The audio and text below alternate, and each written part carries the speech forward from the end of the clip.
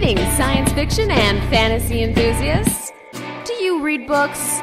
Do you watch films? Do you hate deodorant? Then welcome to our podcast. You're listening to No Deodorant in Outer Space with Ryan Sean O'Reilly.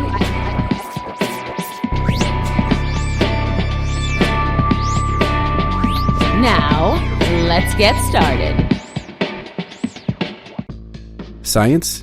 Nonsense. In this situation, mediocrity and genius are equally useless. I must tell you that we really have no desire to conquer any cosmos. We want to extend the Earth up to its borders. We don't know what to do with other worlds. We don't need other worlds. We need a mirror. We struggle to make contact, but we'll never achieve it. We are in a ridiculous predicament of man pursuing a goal that he fears and that he really does not need. Man needs man. Good morning, good evening, good afternoon, and welcome to another edition of No Deodorant in Outer Space. My name is Ryan Sean O'Reilly, and joining me on this episode of the podcast once again is John Doyle, aka Dole. Hello there. Dole, welcome back. And also Jack, John Bomher. Greetings. Welcome back yourself. This is the second half of our episode. We previously discussed earlier in the month Solaris, written by Stanislaw Lem. And on this episode, we're going to discuss the two film versions, one directed by Steven Soderbergh, starring George Clooney, and another one directed by Andrei Tarkovsky, starring various Russian actors that I probably cannot pronounce their names. There's a third version that we won't really get into, I'll mention at the end, that came out previously. We already kind of introduced you guys last time. You guys are also in a band called Theurgy. How do you spell that again? Theurgy. Okay. And we'll probably play some more music by you guys at the end of the episode and kind of talk about that some more. But we can get right into things for this episode. I am going to kick things off with my kind of it's a little bit longer than one line quote to sum up my thoughts on both of these movies, okay? And then I'll go to you guys. So my thought about the two movies was Tarkovsky's effort is patient, thought-provoking, and literary, with excellent production in complete complement to the deep questions explored within the source material, while Soderbergh focused too much on classic themes of love and somehow didn't go far enough with advances in technology, reducing the script to a romantic play on a space station, though the actors did well with the material that they were given. So that was kind of a summary of my thoughts on the two movies. I'll go to John Dole. What do you, just to summarize the two movies, just to open things up real quick? I would say both are wholly unremarkable, and I will say to sub-caption that each has its own weaknesses, its own failures, and its own successes, but neither one fully pulls the trigger for me. Okay. Jack, what about you? I felt, man, your description was so good, Ryan. Well, I wrote it up beforehand, so that helps. Somebody had told me that this was going to happen, I would have been much more prepared. It wouldn't be as fun then for me. The Tarkovsky film was much more to my liking, although it was a little slow, but I think it explored the book just a lot more true to the story. And I think I mentioned in the first episode that this story itself sort of had parallels for me to like someone with maybe some mental health issues. Mm-hmm. And I loved it in a metaphor kind of way, in a metaphorical kind of way. But when it was reduced to the love story on a space station, terrible. It was just a bummer, man. You're talking about the Soderbergh one or both of them? The Soderbergh one. Yeah, where, I don't know, I found myself multitasking, trying to shave and eat cereal and just trying to get through the Soderbergh version, and I was just so bored because the book was just so engaging. The Tarkovsky was a little challenging to get through because it's long and drawn out, but I think patient is a kind way of describing it. It's 2 hours, 45 minutes. Yeah, it's long. Yeah. But as an enormous fan of Stanley Kubrick, I can see where he took a lot of cues from Tarkovsky.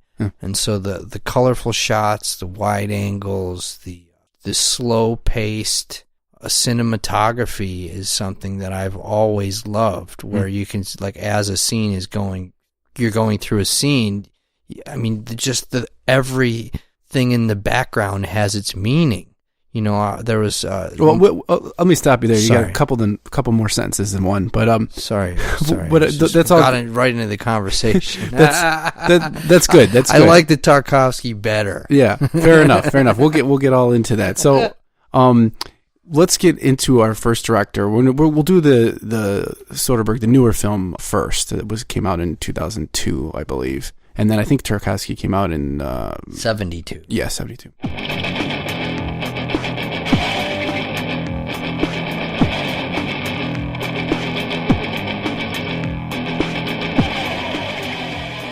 So the first director we're going to discuss is Steven Soderbergh. He was born January 14th, 1963. He's still alive today. He has Swedish, Irish, Italian roots. His grandfather, I guess, came over to America from Stockholm. He was born in Atlanta, Georgia, grew up partly in Charlottesville, Virginia, and Baton Rouge, Louisiana.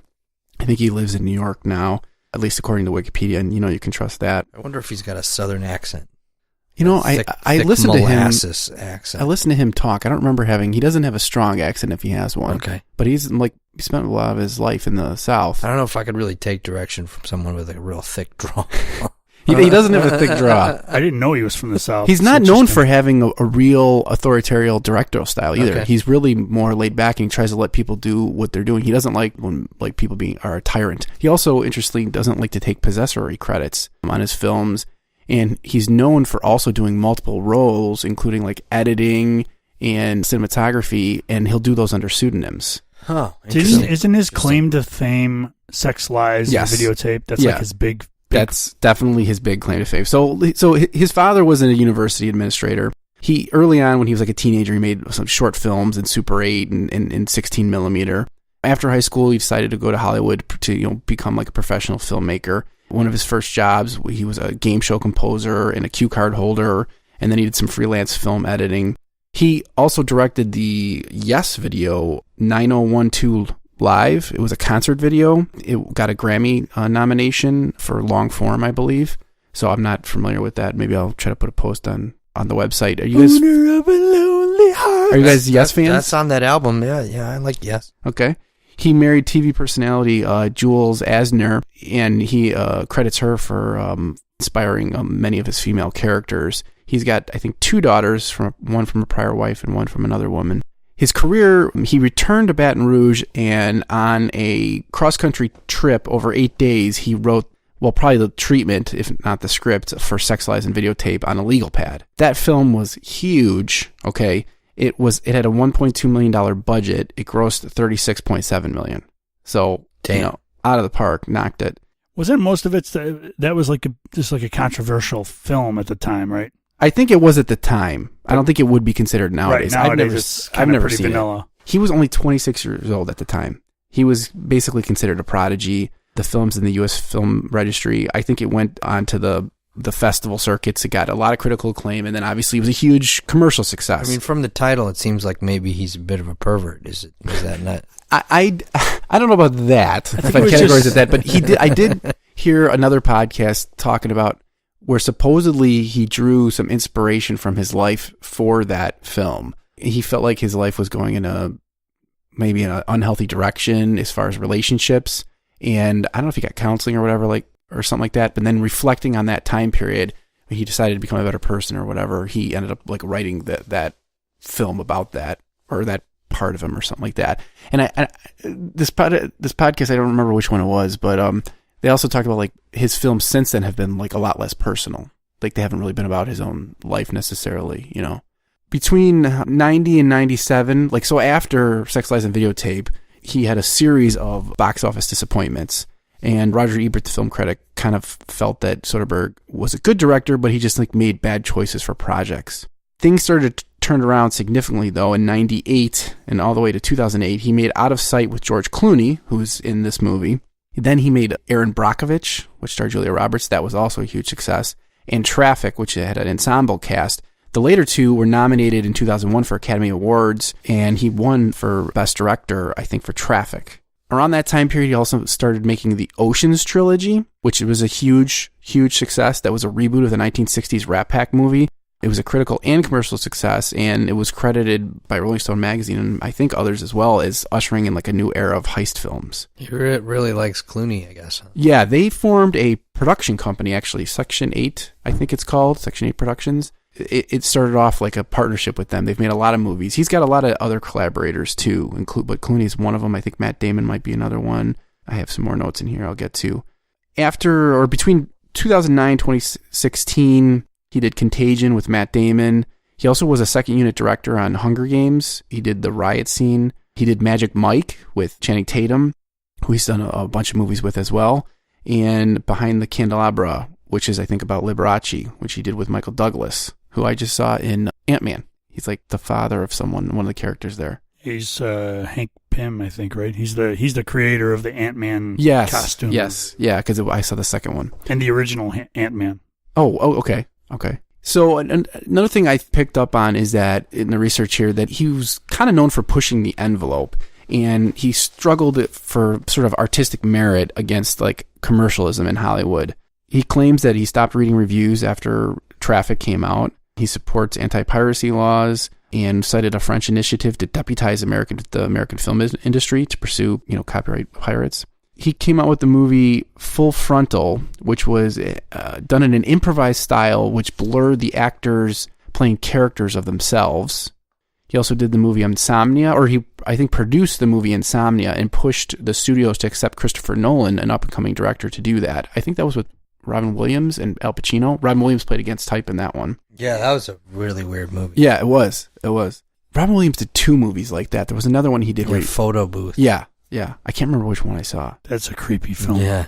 He also did Che Guevara, which came out as a 2-parter. I did not like that film. Yeah, I fell asleep. He did Bubble, which he used non-professional actors to do.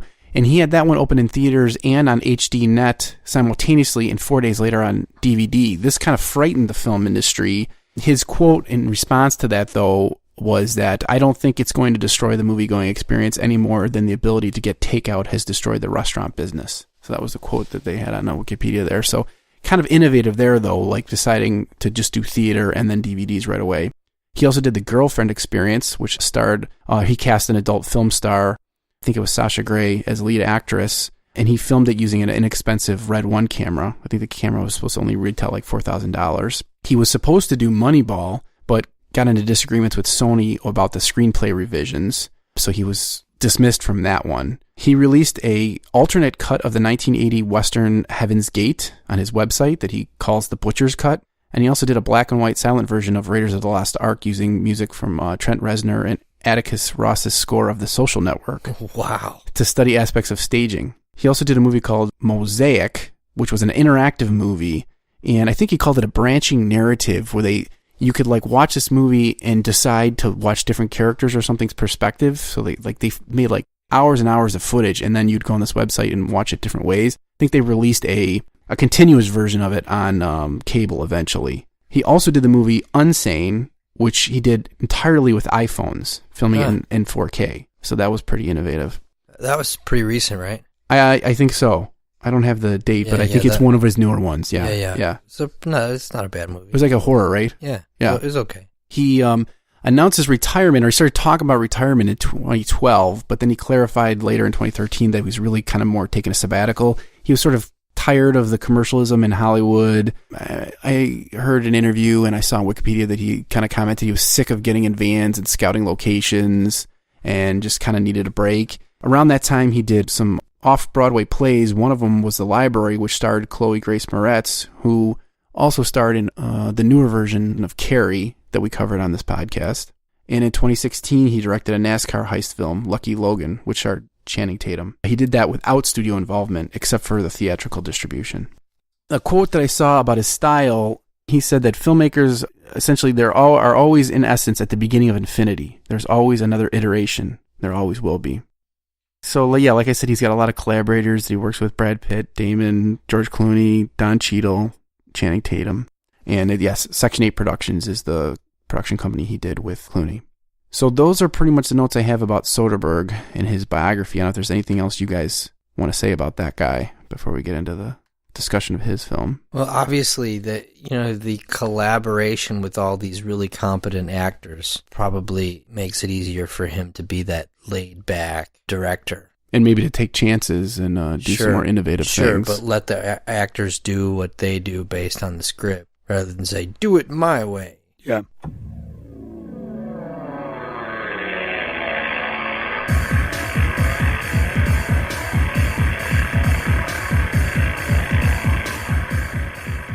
Well, as far as this movie is concerned, Solaris, it came out, like I said, in 2002, starred George Clooney. James Cameron wanted to make this movie. He worked for about 5 years trying to secure the rights to it. He, however, didn't have time to actually make it himself, so he had Soderbergh do it. Soderbergh started drafting his script after he did Traffic, and he used the 1972 film by Tarkovsky and the book as reference, although he wasn't really intending to do a remake. Because Soderbergh was doing it, directing it, he was obligated to show his producing partner, George Clooney, the script, and George Clooney then wanted to do it. I think originally Soderbergh wanted to use Daniel Day-Lewis, who was busy making Gangs of New York might have been Scorsese. better.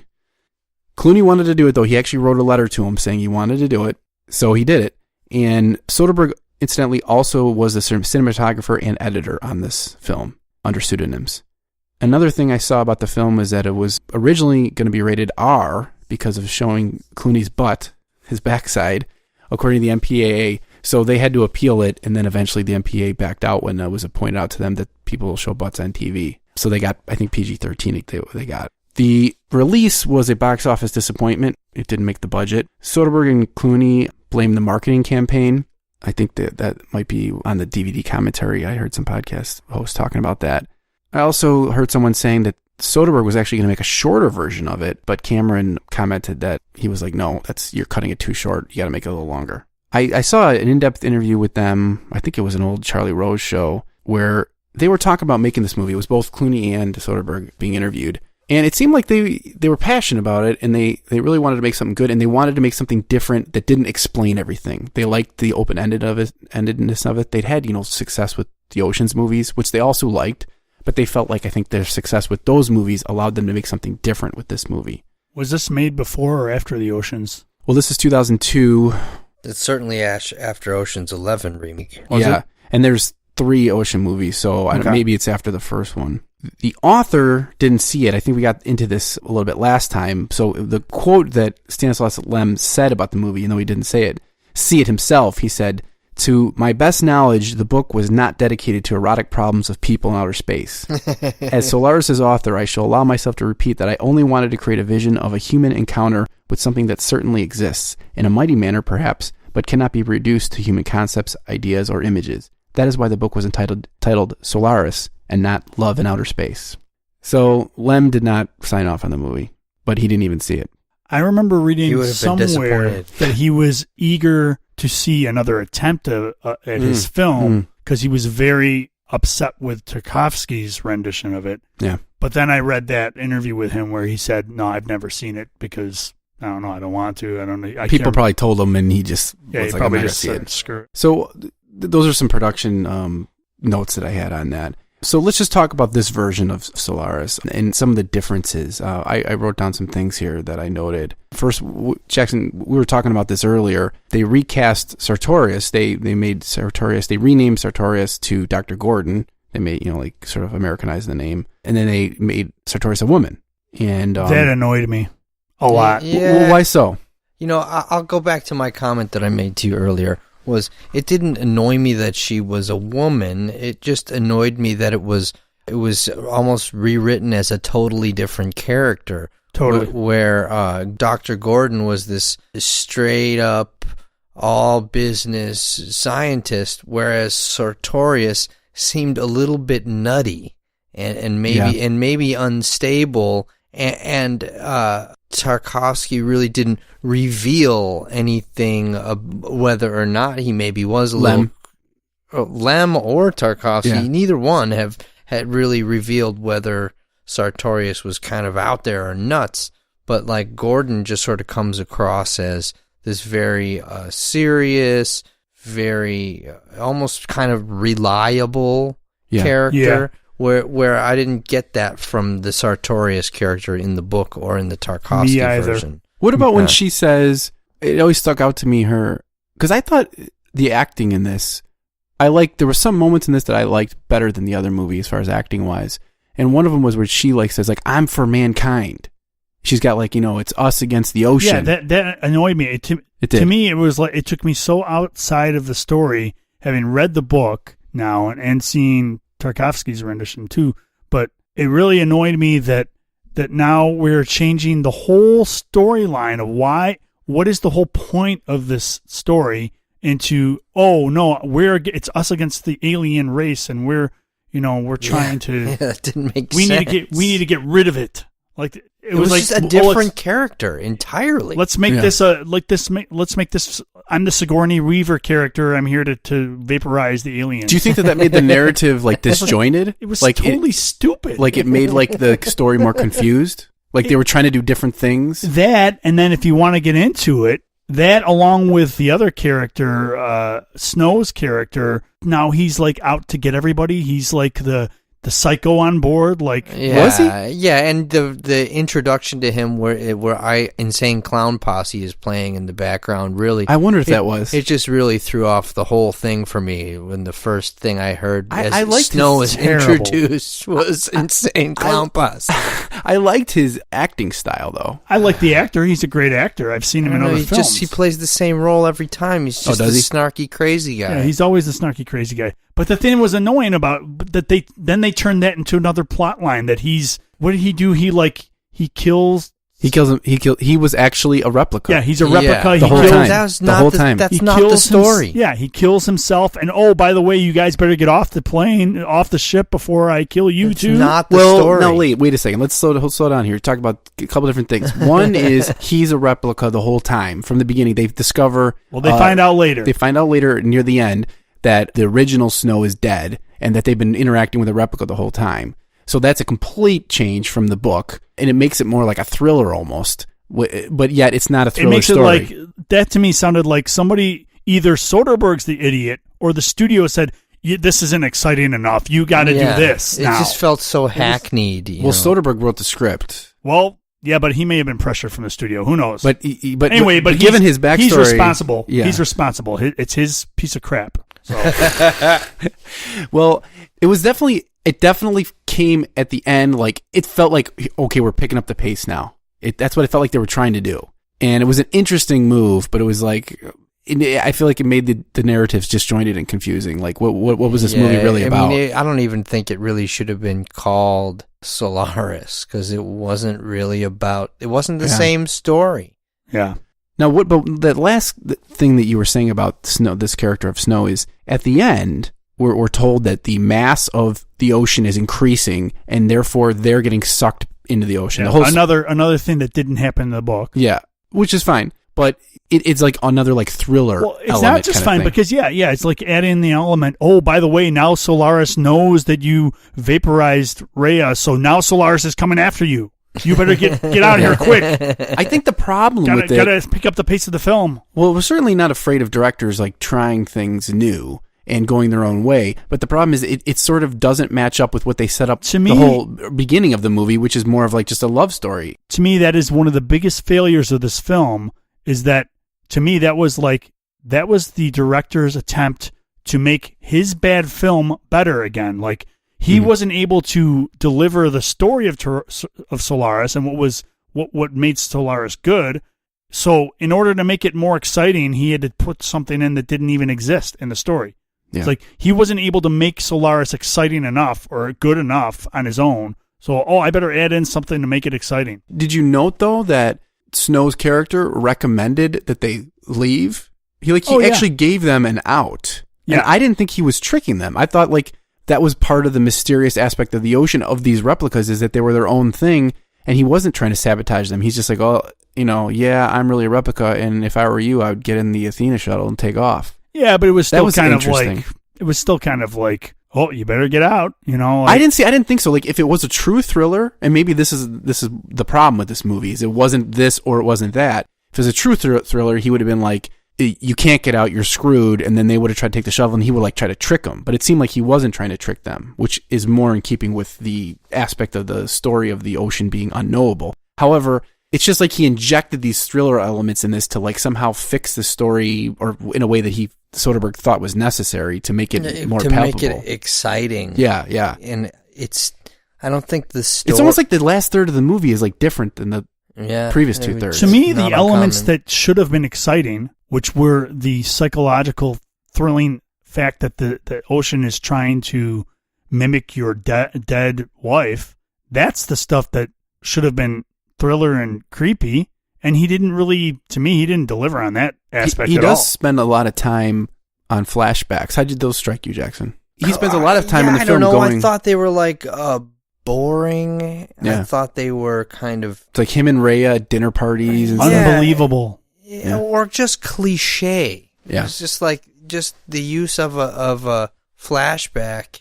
It's just been used so many times. And he also invents the reason for them to fight as her terminating a pregnancy, right? Yeah, it was just terrible. So that sort of undercuts... It was love in outer space, and Lem, he nailed it. He nailed it before he even and he never saw it. Does it undercut her suicide by introducing that reason behind it, as far as like it eliminates like the possible mental instabilities, right? Or does he? Well, I guess he still thinks she has mental issues. She's sort of distant. I don't know. Does she in this? I think version? It's just another example of him like he's not able to take the source content and deliver. So he's like, oh, I wasn't able to deliver, so I better put something exciting back in the story. Oh, this is why, because she terminated a pregnancy. I mean, it's a really artistic story, and this director is not a very, like, artistic director. You know, he's like... Ding, ding, ding, ding. He's like a director that makes films that just satisfy,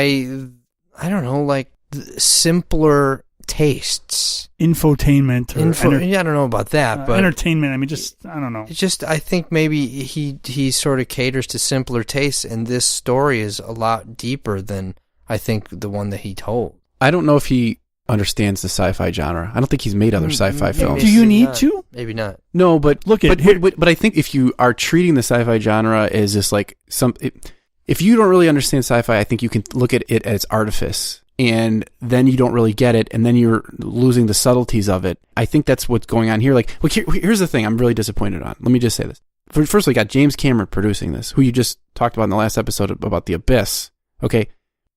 Which, man, what a failure. Why didn't he just produce it? Well, this movie was made in 2002. I was like, the effects in this were like nothing or non-existent. Yeah. I was like, right.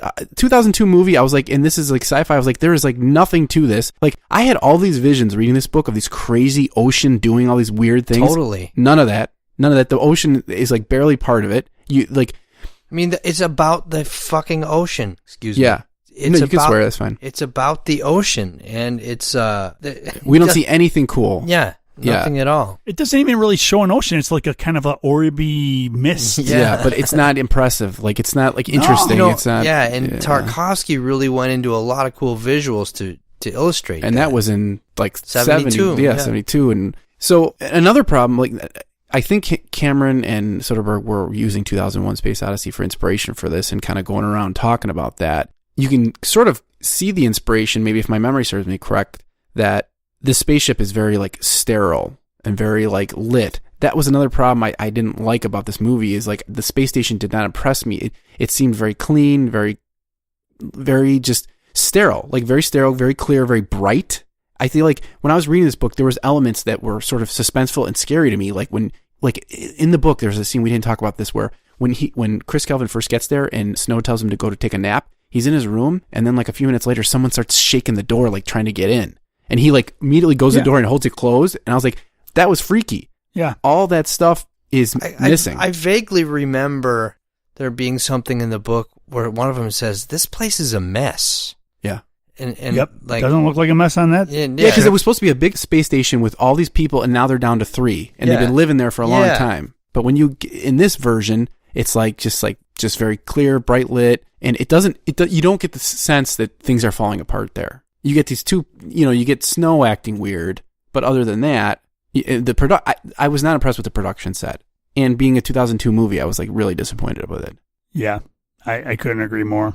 I wish two things, and I know we'll get into Tarkovsky, but I wish that Tarkovsky had accessibility to the effects libraries that Soderbergh had in that era. But I think he did a great job with what he I think he did good with what he had. Well, we'll get into him next. But let me ask you guys, this one, they introduce also Guyburian's son. Mm-hmm. Yeah, totally different character. They have an actual like child come in there. I feel like that's another hackneyed grasp at like, oh, I think more moms will want be into the storyline if there's a son. But it's not how does it? It's not even Kelvin's son. It's Guyburian who's gone. Now there is a kid vision in the book, so I think they're playing off of that idea. I thought it was maybe just an attempt to create a different character that's like Guyburian's visitor, which is the Amazon black woman. And they change it to the son. They change it to a kid to make it a little bit more, I don't know, relatable. Uh-huh. But then what's the point at the end when the kid's holding his hand out? The kid like holds his hand because he's like freaking out. Yeah. I didn't get that. It reminded me of like the painting Michelangelo in the Sistine Chapel where like God reaches out and touches human's hand. Yeah, like, I didn't get that. But like other than that, and I don't understand the point of that. It seemed pointless to me. Was it the ocean trying to comfort him, being like, you're going to be okay? All that just seemed like bad choices by a director that didn't know what to do. There was not a lot of mention of the ocean in that film. Right. Yeah. I don't know. I came, like I said, I was sort of multitasking because I was just confused and sort of bored by the whole approach to what was a really engaging story. Yeah, not a lot of time spent showing the ocean do weird stuff, and a whole heck of a lot of time spent on dinner parties with a relationship with a girl that just seems so plastic and fake. Like, hey, I just met you and I want to buy you a wedding ring and let's go have dinner and I love you and when are we going to get hitched? And we're in the rain and oh no, you decided to give up on the pregnancy seemingly inexplicably, even though you're in love. And and now I'm going to leave you. It's just very stupid, man. Just like no substance to those flashbacks whatsoever. Take all that flashback material, it's probably about 20 to 30 minutes of the whole film, and turn it into the ocean doing crazy stuff that makes us wonder what the hell's going on. Yeah. I think they'd have to rewrite the whole thing to do that, though, make it work, because there's just... What about the ending? This ends differently, right? So the ending here is Snow is a replica, or whatever, a copy of the ocean, or he's an alien thing. He tells him the alien is growing bigger. You guys got to get out of here. So Gordon and Kelvin decide they're going to get in a shuttle and leave. And then Kelvin changes his mind, presumably, and stays. And Gordon leaves. And then we come to like an Earth scene where Gordon is. It's sort of a repeat of a previous scene where he cuts his finger and he washes it underwater. And now he's a replica. Well, and then the wound disappears, implying that he might be a replica, which doesn't make any sense. Like, what's the point of that? Yeah. Because all that made me so upset. Then they're trying to be like Blade Runner or something like that. I was so angry with that. And then Rhea comes in and she makes a comment in this like kind of tranquil scene, saying that they can rethink terms of life and death, and then everything is going to be forgiven. That's how it ends. It's like, is he in heaven or something, or is he like? But it doesn't make sense, because if he's a replica at the end, why are we seeing the replica's perspective? All that to me sounded like the director. I feel like because of the disconjointed, like crazy multiple potential plot lines there that don't seem to add up to anything. It seems to me like the director and his power team got in the room and one guy said, "Here's what we gotta do. Snow's got to be a replica, and he's out to get everybody." No. Gordon has to escape, and then Kelvin decides to stay. No, Kelvin's really a replica, and it just seemed like an argument in the scene in the writing room, script writing room, and then they just said, let's just put all our ideas together and just see what happens. Let's combine everything. We can't go wrong. That's what it seems like. There was just a lot of stretching going on there, and I just felt annoyed and just unimpressed based on the Tarkovsky and the original book. All right. Well, I think let's leave Solaris, Soderbergh, Love and Space there. Thank God. And let's go into the older movie. Sound good? All right.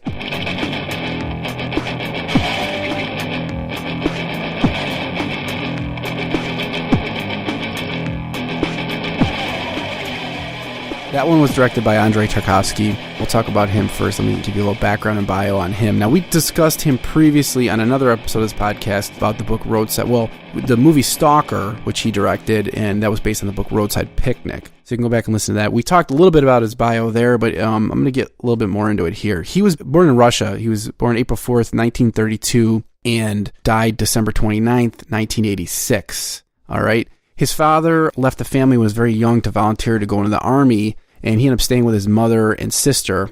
His mother was a proofreader at a printing press.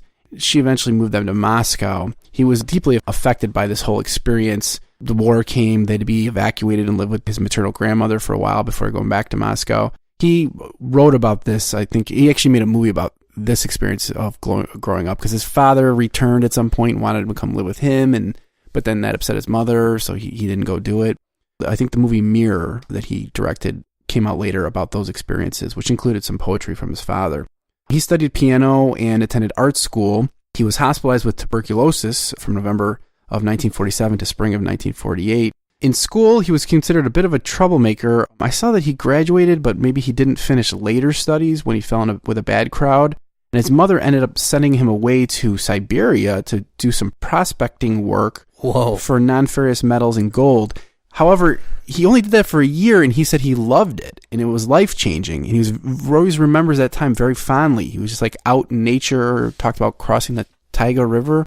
That's intense. Yeah, and during that time period is when he decided he wanted to be a filmmaker, and he came back and went to film school. Also around that time, the Soviets had relaxed some social restrictions, and he was able to study like European, Japanese, and North American literature, films, and music. One thing that was noted was he was very into like Japanese films. There was something in Wikipedia saying that he liked the everyday events that could be shown in them, like a samurai cutting a bread with a sword, and how that just made that whole event like special. And he also liked haiku and the images of that. I think that's kind of like almost revealed in his filmmaking style, the way he shows like common things, and this is his slow, methodical style. He directed his first student short film was The Killers, which was based on a short story by Hemingway. Later, a friend and him wrote a script that they sold to Mosfilm, who later would produce this movie, Solaris. And that earlier script earned him his diploma and got him his graduation, which they later, I think they won an award at a New York Student Film Festival for that film. His film career in the Soviet Union started, in 1965, he directed a biopiece about the 15th century Russian icon painter, Andrei Rublev. Soviet authorities forced him to make several cuts of that film, but he did win a prize at Cannes for it. He divorced his first wife and then married his production assistant from that movie. In 1972 is when he made Solaris, and he won the Grand Prix Special de Jury award and another prize for Cannes for this, and was nominated for another one on top of that. Later, he did Stalker, which also won at Cannes. His last film in the Soviet Union was Stalker, and he actually suffered a heart attack from that film, and that film probably led to his death, which we talked about in the last episode, because they filmed some of it around the Chernobyl accident site, and he eventually died of lung cancer. And so did a bunch of people that were on that film making it with him. Which film was that? Stalker. That's messed up, man. Yeah. So people are pretty sure that he died as a result of that film, because at least 3 people, his wife might have been one of them too, that were there on set died doing that. I think the guy who played podcast was talking about, the guy who played Snow, that actor, I think is also in Stalker, and I think he might have been one of the guys who died too. He died in 95, so he was pretty old. I was looking that dude up. Who? The guy who played Snout. Oh, that guy? Yeah. Oh, so maybe then I'm wrong about that. Yeah, because I thought that he was one of the actors from 12 Monkeys, so I looked him up. Was he? Yeah, no, he was not, but he lived to 1995. Then that's a different person. But he had various struggles with authorities. Mirror, that early film, was rated in a third category, which only allowed it to be shown in third-class cinemas and workers' clubs because it could have serious effects on wasting public funds, as the content was considered elitist in nature. The First Day, another film that he did, was submitted for approval, and he did this by submitting the script, missing certain scenes that he intended on making later that were critical of atheism in the Soviet Union. He was a Christian. So they stopped the filming halfway through when it was discovered that he was making stuff that wasn't in the script, and that infuriated him and caused him to destroy half the film. So these experiences frustrated him, And he went off to Italy in 1982 to make a movie called Nostalgia and never came back. Essentially, he lived the rest of his life in exile. And when he did that, Moss Film withdrew funding for that film, and he had to go get new funding from the Italian RAI company. Then the Soviet authorities were pissed about that, so they prevented him from winning at Cannes for that film, Cannes. So that just soured him on the Soviet Union and ended up being like he never came back, even though his son was still there. I think, let's see. On his death, his last film he made was called The Sacrifice. That was made in Sweden, and that's when he got the diagnosis of terminal lung cancer. His son actually was permitted to leave the Soviet Union to receive his award for him because he couldn't go himself because that's how sick he was by that time. And after his death, the film committees in the Soviet Union regretted that he had to spend the rest of his life in exile. And, he was totally well respected as a filmmaker and all across the world. As far as his philosophy, I saw some quotes from him that I wanted to talk about that I noted in Wikipedia. He once said that a director who realizes somebody else's screenplay without being involved in it becomes like a mere illustrator, resulting in dead and monotonous films. So he kind of like always wanted to do his own thing and looked at like the source material as a starting point.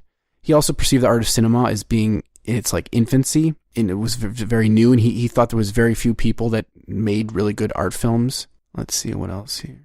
He valued his time in the wilderness. There was a quote about another movie by another director called Earth, and he had this quote saying, "I have lived a lot among very simple farmers and met extraordinary people. They spread calmness, had such tact, they conveyed a feeling of dignity and displayed wisdom that I've seldom come across on such a scale." And he said this other director had obviously understood that when he made that movie. And he said that this trespassing of the border between nature and mankind is an ideal place for the existence of man. Let's see. He also said that he liked the movie Terminator. He thought it was a vision of the future, and the relation between man and its destiny is pushing the frontier of cinema as an art, although he was critical of the brutality and low acting skills in it. But nevertheless, he was impressed. So that was James Cameron as well, right? Yes. So that's probably why Cameron was such a big fan of his, or maybe one of the reasons why he wanted to remake this movie or do another version of it. He's also known for being very meticulous and a lot more authoritarian, I think, of a director. He would irritate some cinematographers and stuff because he would want to be behind the lens and direct people from back there. He would also do a lot of practicing and preparation rehearsals, and he would take these long takes, but because he'd do so much prep for it, when they'd actually do the long take, they'd only have to do one take and then they'd be done. So that's pretty much what I have to say about Tarkovsky. I don't know if there's anything else that you guys noted about him. Well, that was the first film I had seen by him. Mm-hmm. So I was impressed. Yeah, I think Roger Ebert had a good quote about this. I don't have it in front of me right now, but he was very, very impressed by this film. And although he sort of describes this Tarkovsky as this genius, but admits that you have to have patience to sit for his genius and to take it all in. He was also praised Soderbergh's version of it as well as being more concise and more to the point. I mean, I disagree with that, but all right. It's definitely more true to the story. Yeah, this version. Yeah. Although it didn't always, it didn't start off that way.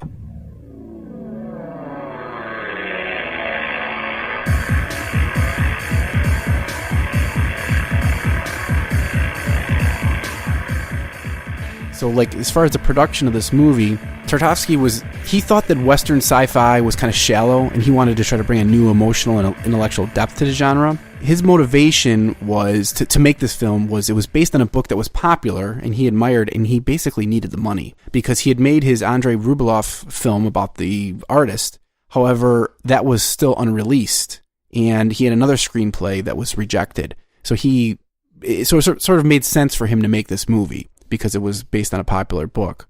As far as for casting the actress to play Harry, who is also Rhea, he was going to use one of his ex-wife, and then he was going to use a Swedish actress, but he ended up using a girl that he knew in film school who recommended this book to him. After he saw her, she auditioned for the part, didn't get it, but then he saw her come out, or he saw her in another film that came out, and then realized that she was really talented and ended up casting her, and that's who got that role. The production and the set design, which I really liked in this film, contains a lot of paintings of old masters, including Andrei Rublev, who he'd made a movie of that wasn't out at that point. There's a scene at the end where it's a repicturing of the return of the prodigal son, and it's when he re-greets his father and he's being held. Let's see. He used a previous cinematographer that he worked with, but after this film, they quarreled so much that they never worked together again. And he wanted this space station to be very lived in and beat up. And he also consulted with an aerospace engineer and borrowed a mainframe computer as part of the set. The censors, the State Committee for Cinematography, requested editorial changes before it was released. They wanted a more realistic film and clearer image of the future, and they wanted to delete allusions to God and Christianity. He resisted most of the changes and was able to get it released with just minor edits. The author, like we said, didn't like it. Like he didn't like Soderbergh's version, even though he didn't see it. So he said, his quote about it was, "Firstly, I would like to see the planet Solaris. Secondly, during one of our arguments, I told Tarkovsky that he never made Solaris but Crime and Punishment. Tarkovsky created a vision with some island and a hut. I'm quite irritated by this image. I cannot stand the emotional gravy in which Tarkovsky submerged my heroes, not to mention the fact that he entirely removed the scientific landscape of the planet and replaced it by a number of eccentricities instead." Tarkovsky obviously felt different. He felt like Lem didn't really appreciate cinema, and he was, trying to get more at the inner conflict of man's condition in nature and the universe, and he was kind of looking at the book as more of like a starting point. Although this film won awards and whatnot, later on he wasn't very happy with it. Tarkovsky didn't look fondly on this film and felt like the sci-fi elements of it overshadowed things too much. The movie's often compared to 2001: A Space Odyssey, which came out in 1968, actually, before this. Tarkovsky hadn't seen that movie. When he eventually did see it, though, he didn't like it and criticized it for being too sterile. That's pretty much what I have to say about the production of it. This movie, we can talk about it. There is a bunch of Earth stuff. Like, the movie starts off on Earth. It's the main character, Chris Calvin, is visiting his father, right? His elderly father. Sort of like, I'm going to be traveling off the planet for a while, so I'm going to come see you and say goodbye. And then there's another, I guess, astronaut, retired astronaut, so Hannah Burton, this other character. Yeah, I liked how because I thought it was a clever way to sort of expose some of the behaviors of the planet on the ocean. Because there's that interview where they talk to this pilot, Burton, in the movie, where he talks about seeing the giant baby creature in the ocean. I liked that about it. That John mentioned. And that was in the book. That was in the book, yeah. And I thought it was a cool way of exposing it and sort of having that character there in the beginning. And I loved his bald wig. That was one of my favorite I really liked it too, because I thought like Tarkovsky was revealing the backstory of the book, and that's a hard thing to do and make interesting. Yeah. It made it a slower opening, but it kept with like this suspenseful, creepy element, I thought, when they're watching this footage and this guy's testifying about what happened to him. And then they're like, okay, let me show footage. And then the footage doesn't really reveal anything. And they're like, are you in, they're questioning if the guy is with it. And I mean, that all happened in the book, but it's more of like anecdotal. And here they show it. And I loved the way that he used a lot of the, nowadays, I guess it's called color correction, where you create a vibe or you create a space based on the use of color. I think he was known for doing that. Black and white. Yeah, he'd really like, okay, well, this is obviously an interview on a television because it's in black and white. Yeah. And I loved how he kept sort of switching the color. Yeah. And he was, I guess we'll talk about it later, but the way that there's the red sun and the blue sun, he sort of was given the opportunity to use a lot of color, I think, in the scenes throughout the film. He's a very meticulous director. I mean, there are aspects of that, I guess, first part of the film that are good, and I think like the fact that he's able to use that backstory without doing flashbacks. I think that was a good approach. But there are also parts about that backstory that trouble me. One in particular is this kind of side story about the mother and how there's a conflict with the mother and Harry, which to me is like doesn't make sense to me whatsoever, and it took away and almost even added another 20 minutes to the film, totally unnecessary. He collaborated, I think, with Lem originally to write this, and which he also collaborated with the authors of Roadside Picnic to make the movie Stalker. However, his first version, which was rejected by infuriated Lem and also the Moscow Film, I don't know if I said it, it was like 2/3 on Earth. Oh, wow. And then only 1/3 in space. And they're like, no. So he really wanted to focus on the human elements. And I think he even added like a second wife for the character at some point, that they're like, you got to get rid of the second wife. Like, Yeah, and at some point I almost was wondering, is this his mother? She's almost the same age as him. Yeah. Is it his new wife? It was just totally took me out of the story again. I was like, I could see that. It really bothered me that. So while on one hand I think that the backstory was more successful than Soderbergh, and it was effective in revealing there's some weird stuff going on in Solaris, you need to get up there. Yeah. And I think that was a good approach. There was other stuff like I'm mentioning that really, and even the father figure I felt was almost pointless. Even at the ending, it kind of detracted from the whole ending of the story. He brings the father figure back full circle at the end. Sure. The one aspect about the end I do like is the fact that he actually lands on an island. It's true to the book. True to the book. Although we can't really tell that because it's true and not true, right? Because the reunion with the father. So let's talk about how this one ends. Yeah. So this one ends with him going to the planet, right? And he goes on an island because they're getting reports that there's islands. But we don't really even know that because they don't show him on a ship, which is kind of annoying. Oh, yeah, we don't know exactly that it's like, how did he get on this? Is it even an island? We don't see until the very end. I think, because I think we're not supposed he talks about going back to Earth. And then we show him going to his old house where his dad lives. Right. And I really like this part because he's there talking to his dad. And he's like going to have this reunion, right? And then all of a sudden, like, water starts falling from the ceiling. That I liked. And it's like, what the hell is going on? Yeah, and then you realize he's not in Earth. He's on Solaris. Is this at the point where they zoomed in on his ear hair? So that sort of disturbed me a little bit. There was an ear hair. They did highlight ear hair. Yeah, I forgot about that. Why don't they cut that? I mean, not cut it from the film, but cut. Why did they trim the ear hair? That was the one aspect. He wanted a dirty set. There were two pieces in this film that I thought were really effective. Like that, I was like, that was awesome. When the water was falling, when the water was falling from the father, because it was like, oh, this is just a manifestation of the ocean. Yeah. The special effects could have been better, but whatever. Yeah. But I got the idea. So that was good, and it was a nice reveal at the end. Oh, you're actually on the island. That was effective. You didn't go back to Earth. At least that kind of got the message. But the other effective thing was the scene of the birthday with Snout, where there's like this philosophical discussion with the three Solarists and Rhea or Harry all in this library setting, which was that annoyed me, but whatever. Well, so the setting, he purposely had these paintings hanging up around there. I loved that. To make it to legitimize film, I guess. To let audiences know film also hails back to an ancient tradition. I think they're quoting Don Quixote in that scene.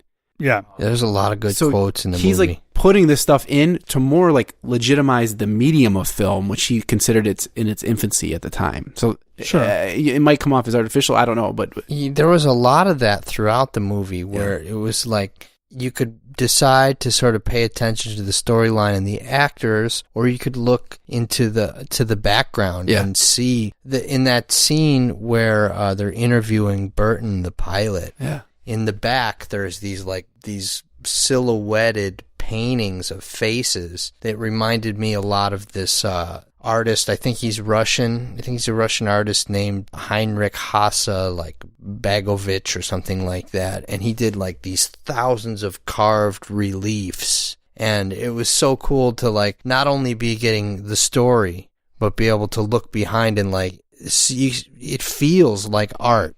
Yeah. While you're watching the movie, I thought. Yeah. I mean, I liked I saw some reviewers saying that this film was not anachronistic in that it can hold up to the test of time, even with the technology of it. I sort of agree. I mean, these sets are obviously they could be done differently nowadays, although I didn't like the new Solaris version, but I loved these sets. I liked that this space station was dirty and lived in and grungy. There's mechanical parts coming in everywhere, and it just even though this is so old, I was this felt, it kept me in the story. It didn't push me out. There was a lot of things where the actor would be standing in a hallway of the spacecraft, and I'm thinking, how much time and how meticulous were they to just make that wall? That piece of the wall behind them is so cool. And then it sort of evokes of well, they just don't make them like that anymore. Yeah. Yeah, I don't know. I feel conflicted on what you guys are commenting now because all the astronauts are wearing leather jackets. And this is a real problem for me. You mentioned Kubrick's 2001, made prior to this film, and to me does stand the test of time, far more so than this one because of the fact that even though he was working under, very restricted budget himself, look, you watch that film and it's dated and the spacecraft looks different than maybe a sci-fi film nowadays might depict a spacecraft and things of that nature. But you look at it and every scene, every set design has got just this element of symmetry and of dimension and just, going back in space. Like, it's much more effective than Tarkovsky. Tarkovsky's not doing that, right? He was not being symmetrical, and he was more like making it more chaotic random. And I get that. Which kind of like, it also plays off what's going on with the characters. Like, they're like, are they losing their mind? What is the ocean doing to them? Yeah. I get it. But I feel like, it just took me too far out of the film to not see the technological aspect of where we're at. Like, a library becomes an actual library. It's not a library on a spacecraft. It's like, were they smoking? What the heck? Yeah, we're smoking. And then the weightlessness scene. That was a little confusing. It looked very like, first of all, why are we going on 30 minutes of weightlessness now? And not only that, but it doesn't even look like weightlessness. It looks like, ooh, I'm hovering. Ooh. That annoyed me. It was annoying. And people walking around with leather jackets and suits and ties and stuff like this. I'm not on Solaris. I'm not in space. You got to have your smoking jacket on when you're going to Snout's birthday party. I'm not on Solaris. I'm not in space. I'm not smoking a cigarette in a controlled oxygen environment. Just annoying. So that annoys me, really tremendously annoys me. And the other thing that bothers me is spending like painfully slow amounts of time filming a tree and a bird. That's why. And a piece of a leaf. And do you remember the drive from like the house to the airport or whatever at the beginning? It was just like so long. 15 minutes of we're driving. I read that they went to Japan to film some of this, and like someone said, like, well, they probably put all this these traveling scenes in Japan in there because they needed to justify their trip to the production company. Exactly. But like the trees and the water, like he had like scenes in Stalker of just like water, and there's slow moving scenes, but like reading his bio and stuff and about this stuff about him, I can see why he puts this in. He's got a real respect for nature, and he had fond memories of that. And he's what about but that love comes across in the film, like when he's just showing like the pond. It's interesting to me. I don't know, his cinematography. He can show just a tree, and it's interesting the way he shows it. I don't know. Okay, why not show what the movie's about? Why not show the ocean? We get there. Just relax. It just takes us a little bit. But like 45 minutes of filming trees and birds and butterflies and grass and a pond. Why not spend that 45 minutes showing the freaking ocean? Well, because I think he's got and the planet. He's giving you a juxtaposition of here's Earth, and now you're going to be in space, and look at the difference. What's the title of the film? Solaris. Why are you showing me 45 minutes of Earth then? So you can appreciate that Solaris is so different. You can appreciate that you're not showing us Solaris. I mean, this goes right to the heart of what Lem's complaint was, and I completely agree with him. Without him even reading that complaint, I was annoyed because like half the film is on Earth. It's like it doesn't get to the point. It really annoys me. And I mean, it's not. I don't think it's half the film on Earth. It sure felt like that. Sure as heck felt. I mean, that. It definitely. I mean, if you're a modern audience and you're used to seeing sci-fi movies nowadays, you go to sit down and watch this. I mean, you gotta sort of get yourself ready because it's a long trip. Yeah, you're not jumping to the action. You're like easing in. I love slow films. 2001 is a slow film, very slow. Well, but I don't feel. So you thought. But I don't feel like it's. I feel like there's a forward motion in Kubrick's filmmaking that even a slow scene feels like, whoa, there's like it's slow, but there's a freaking boulder behind me that's going to crush me if I don't start moving forward. Mm-hmm. Like it feels like there's an intensity to that slowness. Mm-hmm. Whereas this film, it's just, I'm going to film some trees and the little seaweed here. It's like, dude, get to the point. How did you like the acting? Like, I mean, in some of the acting in Soderbergh's version, I thought some of the scenes were better. Like when George Clooney reacted to seeing his wife for the first time, I thought was better. I liked some of Dr. Gordon's reactions, and some of the Dr. Snow's like personality is more interesting than this version. I felt like Harry was a much better. The actress that played Harry was much more effective in this version. Yeah, I feel like the actress. Yeah. I don't know the actress's name from Soderbergh's version, but she felt like, oh, she's a super hot model. Let's get her in the film. Yeah, she had like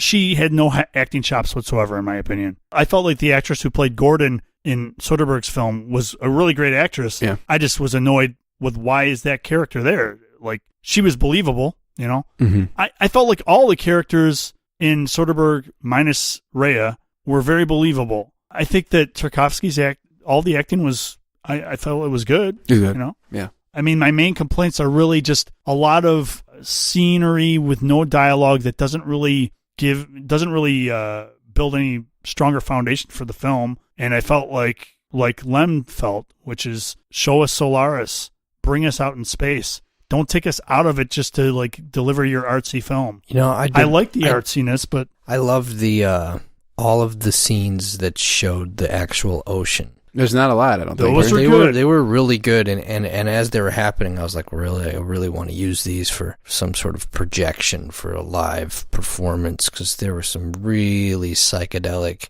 cool, just like pools of eddying water kind of drifting around. I thought it was really fun. could use more of that stuff. Do you think that, I mean, well, he probably didn't put it because of what he felt about like sci-fi stuff. He didn't want to focus on it. That annoyed me. It's like you're telling a story about being out in space and stuff, and you're not going to show us space. I think that this book... Look at somebody else, like someone else who's a very controversial director, right? Jodorowsky. Oh, boy. Okay, Jodorowsky, controversial director who would do very much the same kind of thing. I'm going to take the story and I'm going to rip it to shreds and do my own version of it.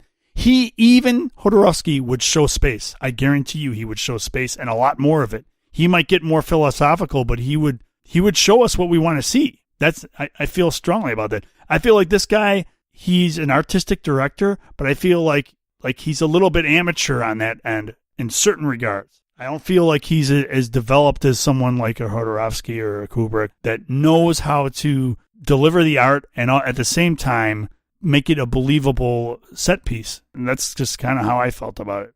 I think that this book is tricky for people to adapt, because I think you look at this book and you see all this. There's a lot of struggle with Chris Kelvin and his wife. And you look at this and it's very alluring as a director or a screenwriter to be like, this is the heart of the story. We can make this easily. Everyone can relate to this.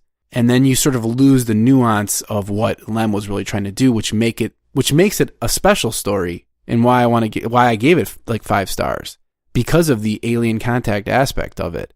You can get totally just sucked into the husband-wife suicide regret thing. And I think that both of these directors kind of, locked onto that maybe a little bit too hard, but agreed. Yeah, I mean, it was the relationship between everyone there and the ocean. Yeah. That it definitely was more true in this version, though, than it was in the Soderbergh version. Yeah. And we got to see the little tiny person run out of Sartorius's laboratory for a second, and then he grabbed So do you think that was from That was hilarious. It was. Do you think that was from the book when you're saying like that Sartorius was hinting at a child or something like that? I think I don't know if there's a particular passage in the book, but when I read the book, I did get the sense that Sartorius had a little kid behind him or some little thing behind him. And then Tarkovsky chose to have a little person run out, and then Sartorius just picks the person up and puts him back in the room, and then just like, I'll talk to you later. Right. I thought I thought it was funny, but I also thought it was effective. That's where I would have wanted to see a little bit more reaction from Kelvin's character, to be like, what the hell did I just see? Like, I feel the biggest struggle, there's Jack pointed on one thing. Biggest problem is not enough of the ocean, not showing us the ocean. But the other thing is that the stuff that's really thrilling and character developing and builds momentum in the story and makes me want to know what's going to happen is not showing us what's scary about these visitors. Why is it scary? He does show Rhea breaking down the door. Did Soderbergh show that? No. They didn't even show that. No. But Tarkovsky does show that. They show her break rips the door apart. Yeah. But I could use a little bit more of that. But I feel like You know who I think could have like really done well with this film is Chrono. You know the film Kronos? Kronos. No, I've heard of that film. Let me just look it up from you, though. And the reason I bring this guy up is because he does a lot of really kind of messed up, medically, scientifically messed up scenes. But there's a scene I want to see in this film. Well, what's the scene you want to see? It's of the baby puppet. Oh. I want to see more of the ocean, building cities and destroying them and doing weird stuff, and then then ultimately, much like 2001: A Space Odyssey, how Kubrick shows the child at the end, the guy basically becoming a little baby and then whatever disappearing. I kind of want to see the ocean build like an all vanilla with no flesh tone, just like a white baby and with a mouth being stretched like with its black, just a black hole. It could be tough mouth to do without making it come across cheesy, though. I don't know. I did want to see that. When I saw the Soderbergh version, I was like, man, why didn't they show the ocean doing all these crazy things? Yeah, because I really wanted that. They could have done that. Yeah. Who cares about the dinner parties?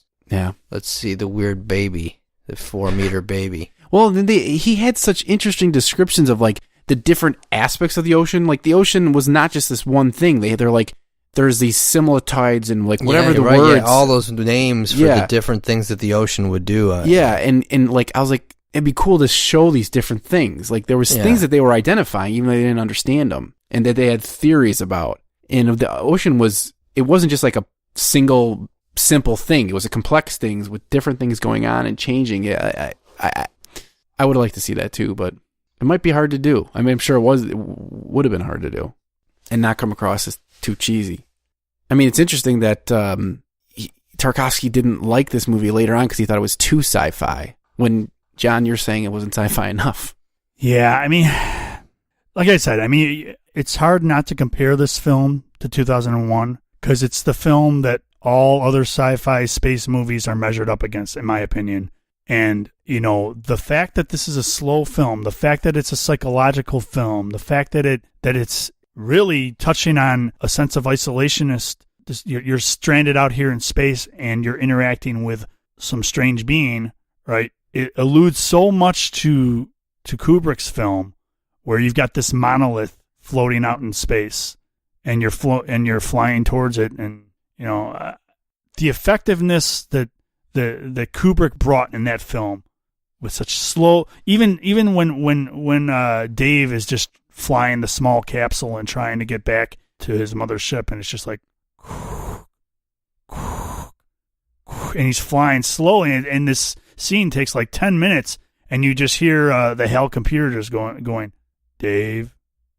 I mean, it's like so intense, the stuff that's happening, but there's not a lot happening. Do you think that your viewing would have been different if the movie was in English and not subtitles? No, because I watch a lot of films with subtitles. I don't think that that's the case at all. Okay. I think it's really just, there's just not enough momentum to stuff that's happening. Like, there's just not enough intensity to what we're being shown. Like, that scene, that birthday celebration in the Snout's library. birthday? Like, there was like an intensity to that. When, especially, like, the scene that really caught me was when Harry grabs Kelvin's head and says, "You love me, he loves me." And it was like that intensity, like it didn't go far enough, but it was kind of almost there, like showing that she has this attachment. He loves me, I got to be next to him kind of thing, I mean, you did feel the tension between Chris Kelvin and his protection of Rhea or Harry against the other two guys, and how he felt like that they might try to offer, and sure, and he was arguing with them, and I don't know. All right, is that good with you guys? Yeah, I don't know if I have anything more to say. It's my head is just sort of maybe, I don't know. Lost in the plasma? Yeah, lost in the plasma.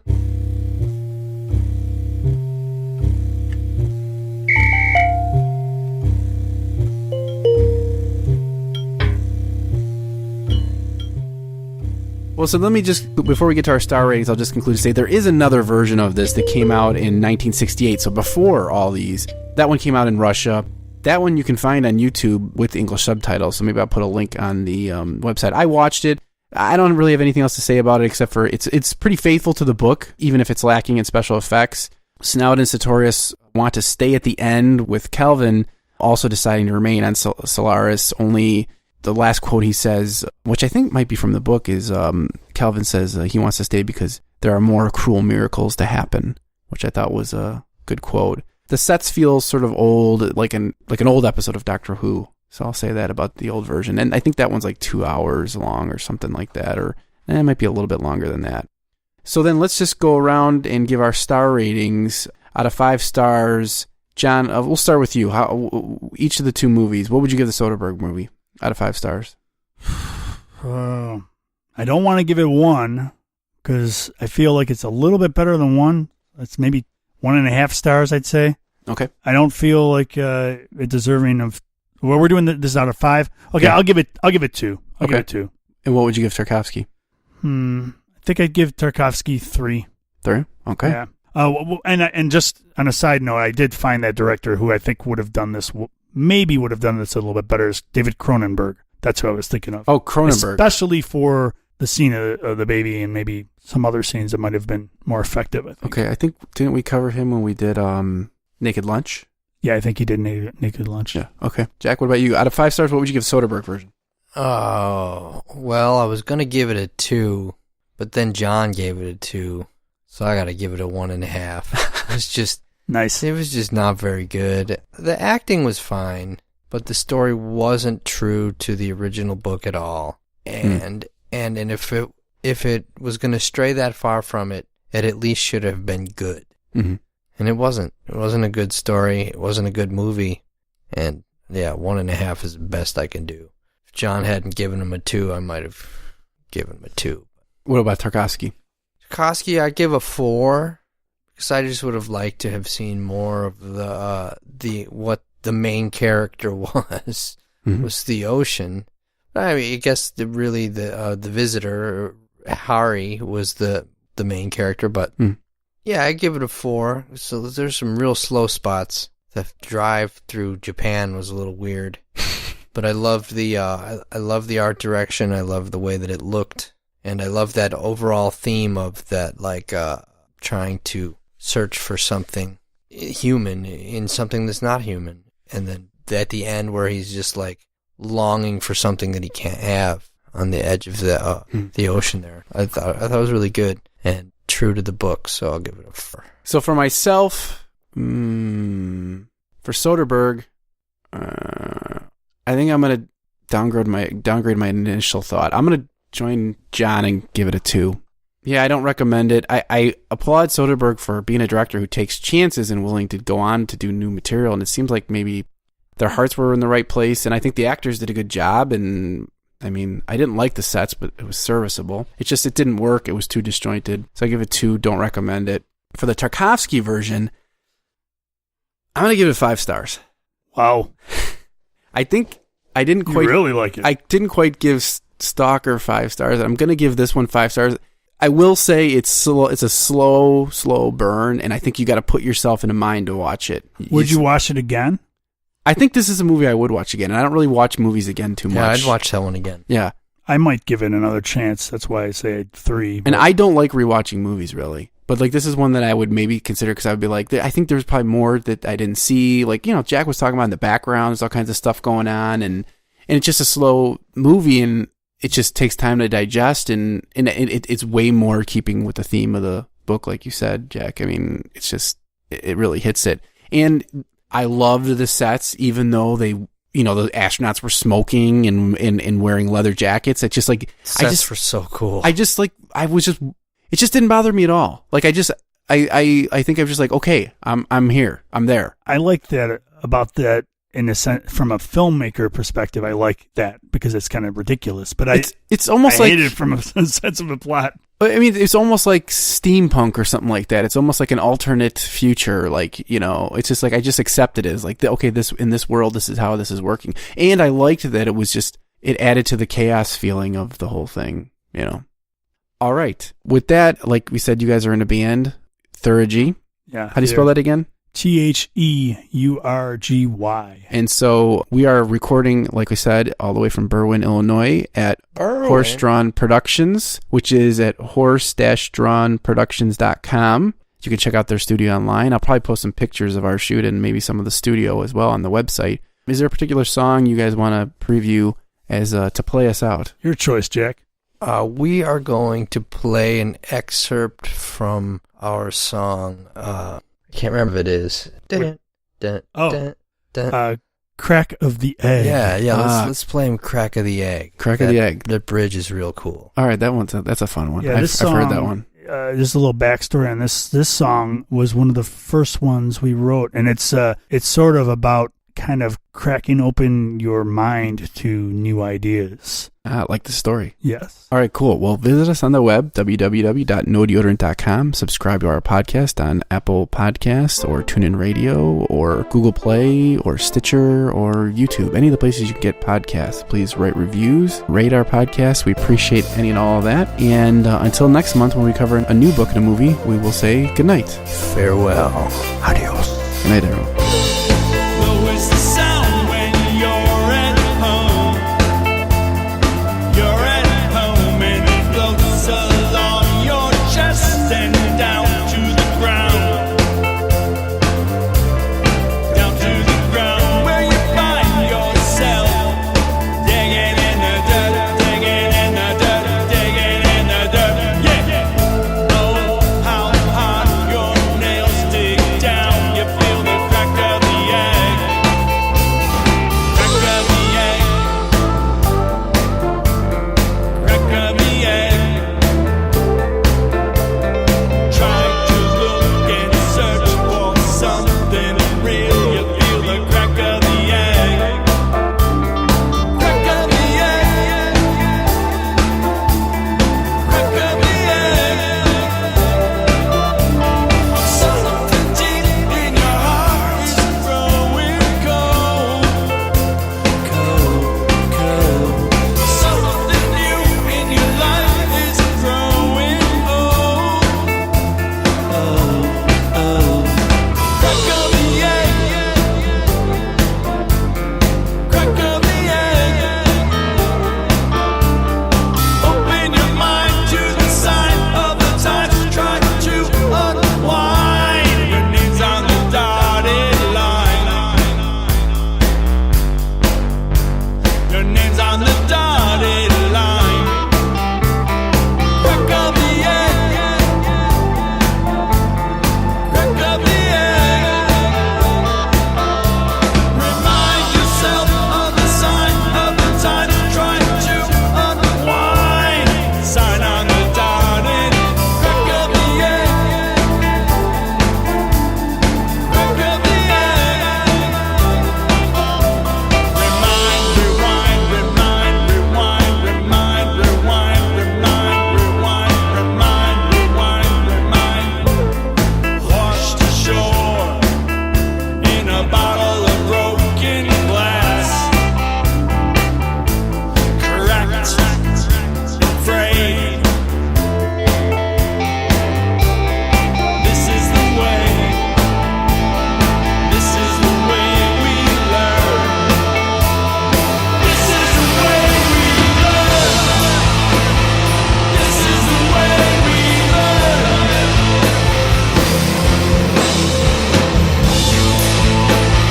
This is the way we learn.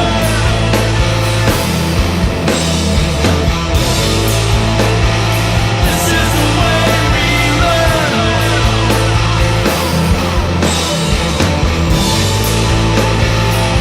is the way we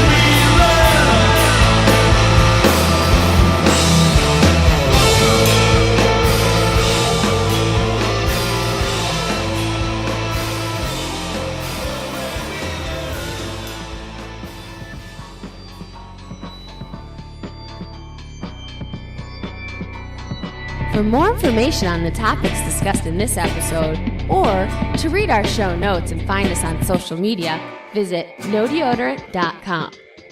For more information on Ryan Sean O'Reilly and his various works of fiction, visit ryanseanoreilly.com. The theme music for this podcast was written by John Doyle from the band I Decline. You can visit him at i-decline.com. Voiceover for this podcast was provided by me, Margaret O'Reilly. Well, that concludes our episode. We hope you've learned a lot. Again, thanks for listening to our show. And always, always remember, there is no deodorant in outer space.